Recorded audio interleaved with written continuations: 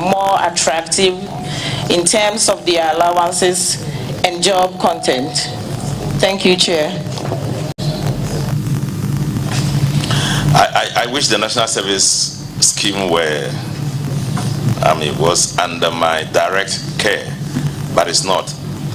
But I have an overall task of ensuring that the Ghanaian worker is properly engaged, and by the dictate of the Constitution, Article 24(1), it tells that we should ensure the safety, health, and fair conditions for every worker. So I think that it is on that grounds I will support any direction that help increase the allowance of Ghanaian civil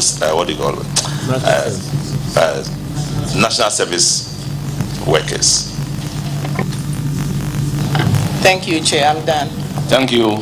A follow-up on the national service. Yes. But let me place this on record that it is now National Service Authority.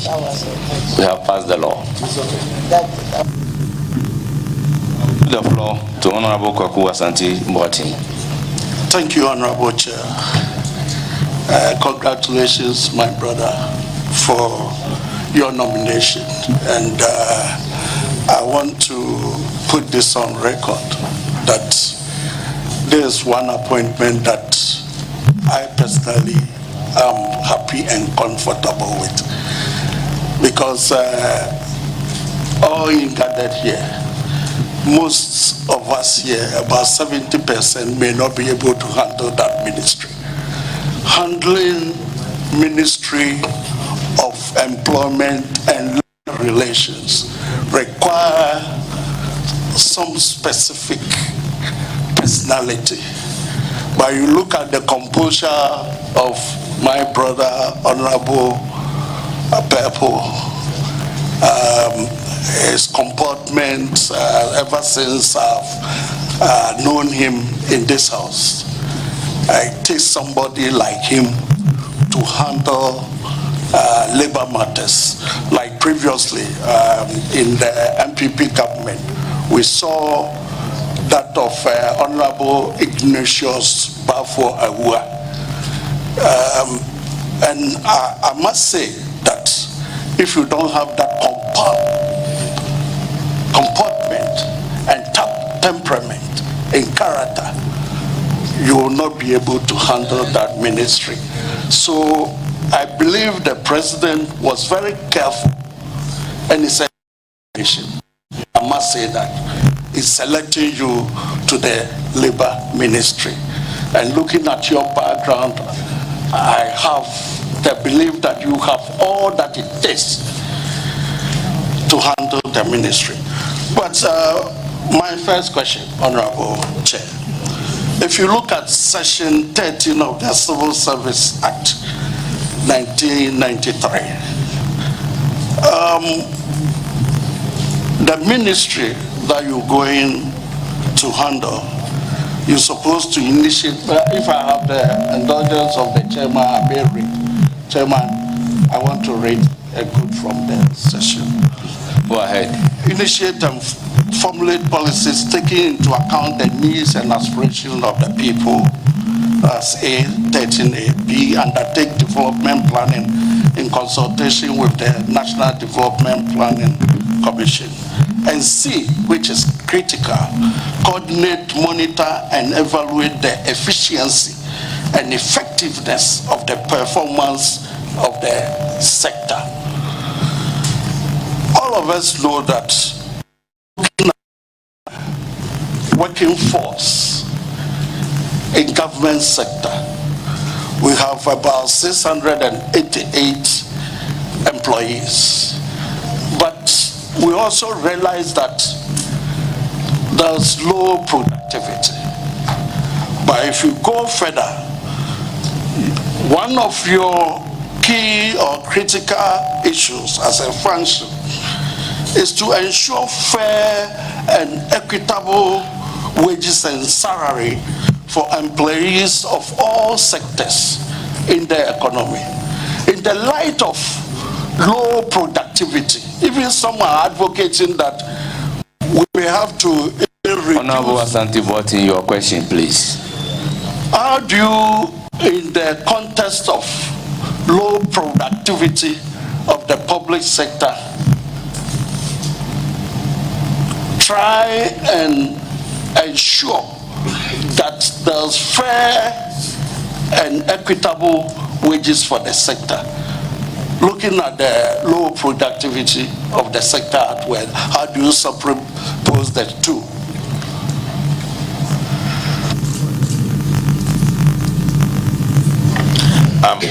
Thank you, Mr. Chairman. I'm sure you are talking about fair payment for work done.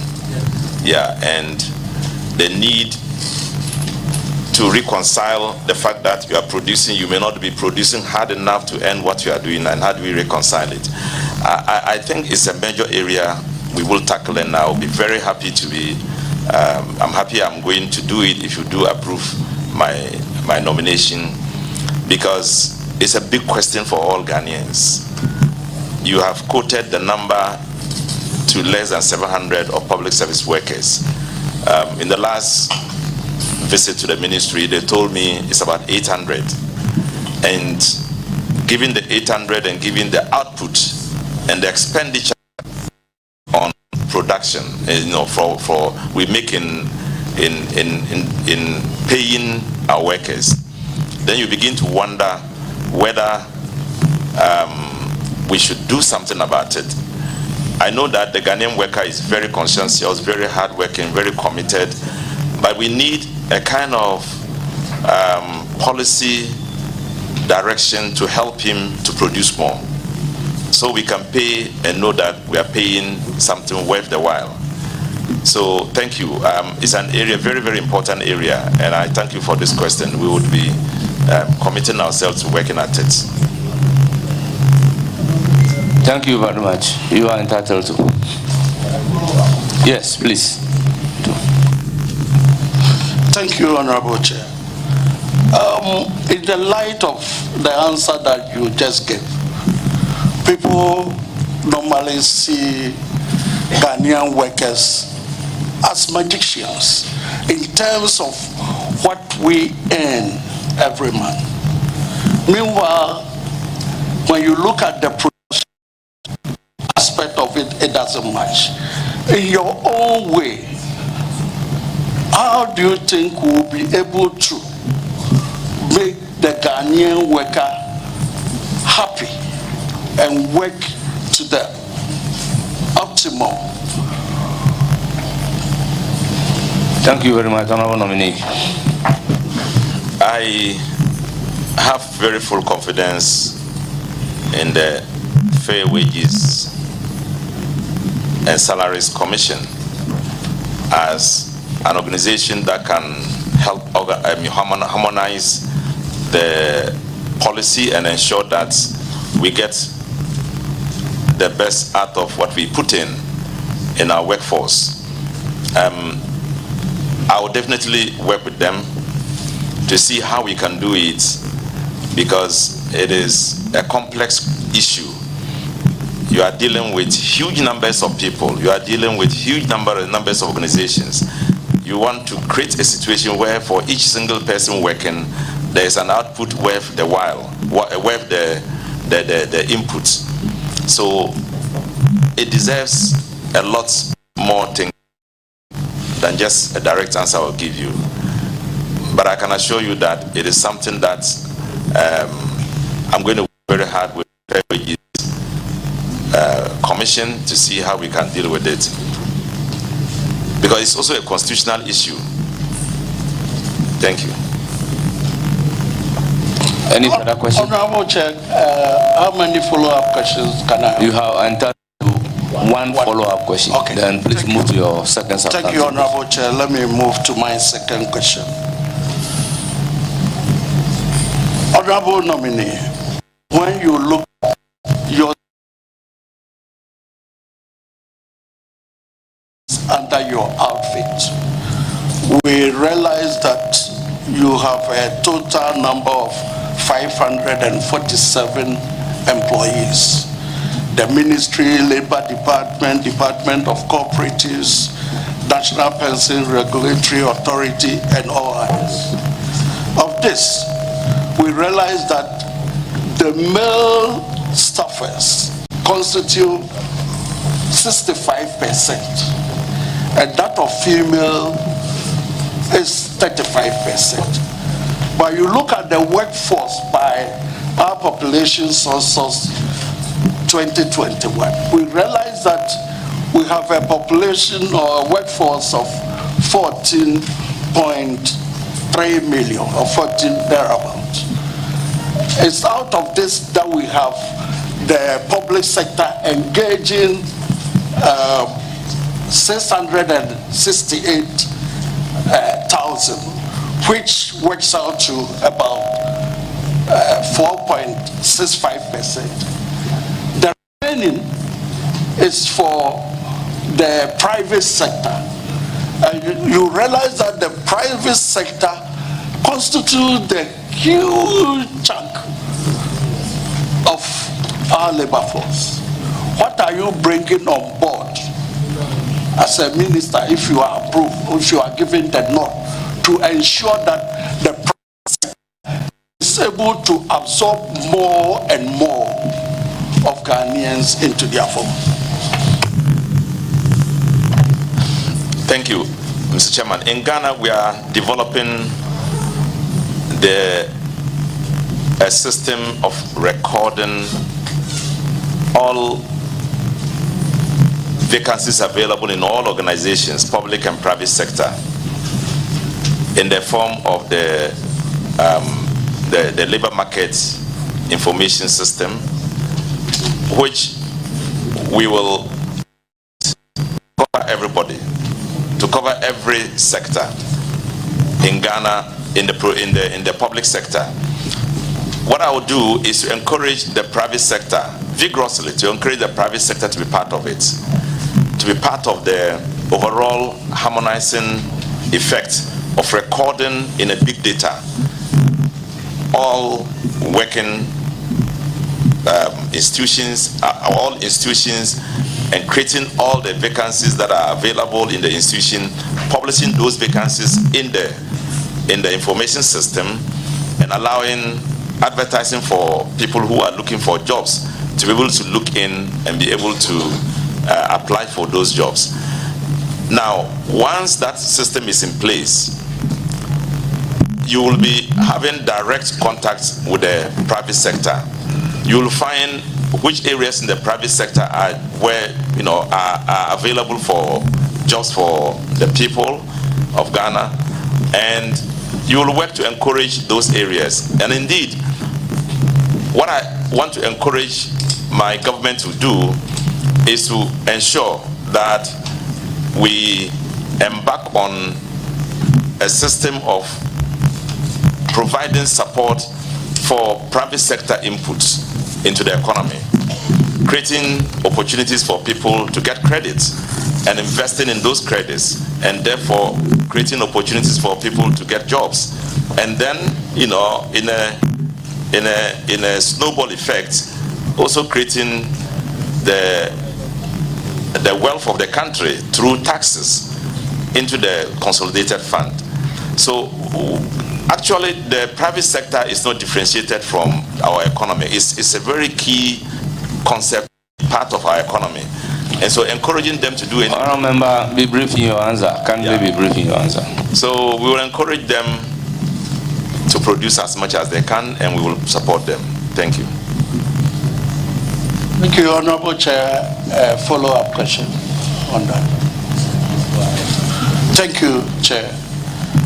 As a follow-up question to that, I gave you the numbers with regards to employees within your outfits, which is a total of 5,647. And the indications are 65-35 in proportion, male-female. But when you look at the population census, we are almost the 20 21 census indicate that female are 15.6 million and males 15.2, almost 50-50. How do you ensure that you create that balance between male and female employees within your outfit and all over Ghana? I believe the women here are listening to you and your wife. Honorable Member, I will allow that question, but treat it as a substantive question. The gender balance.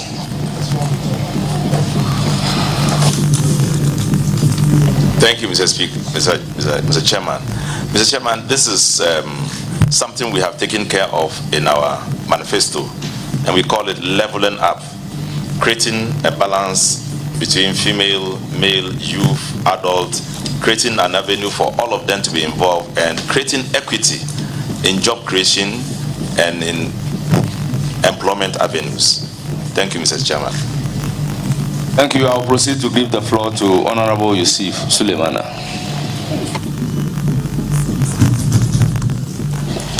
Chairman, I'm very grateful. Honorable Dr.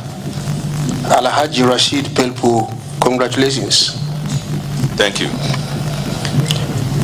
Doctor, you are a role model. And for some of us today, we should eulogize you. Your humility, your honesty, but your competence is not in doubt. And so I'm not surprised that the President selected you for this strategic ministry. You've been a counselor for some of us, an inspiration for many, many northern young politicians. We can only wish you well. Inshallah, the good Lord will guide you as you move every step. We leave you in the hands of God.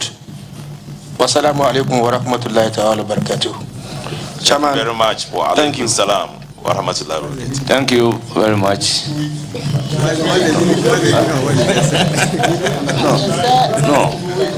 Two subject matter committee members. We didn't understand you. Honorable members, I recognize another subject matter committee member in the person of Honorable Frank Afriye. You have the floor. Chairman, I'm so grateful, and with your leave, let me congratulate and wish my senior brother all the best. Indeed, you are proceeding, and by the grace of God, we shall be heading a ministry that is largely seen as contentious.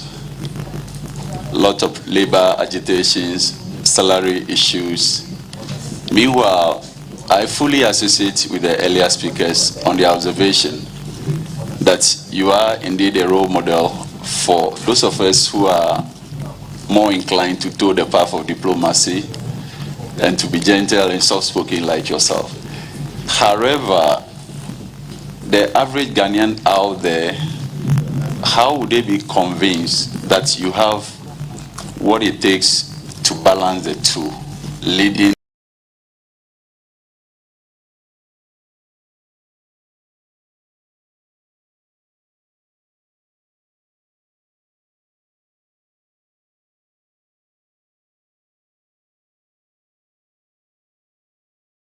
a ministry that will be hot?